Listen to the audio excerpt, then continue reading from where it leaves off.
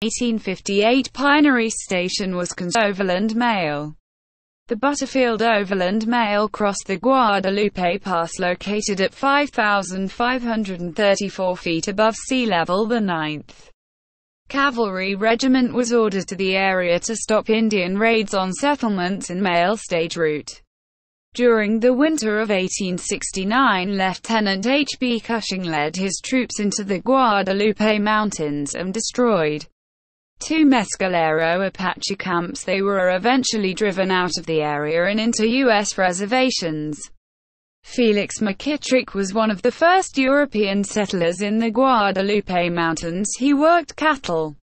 During the 1870s, McKittrick Canyon is thought to be named after him. Frijole Ranch was the first permanent ranch house constructed in 1876 by the Rader brothers. It became the only major building in the region and served as a community center and regional post office from 1916 to 1942. Today it has been restored and serves as a cultural museum. In 1908, Williams Ranch House was built and it was named after one of its inhabitants, James Adolphus Williams.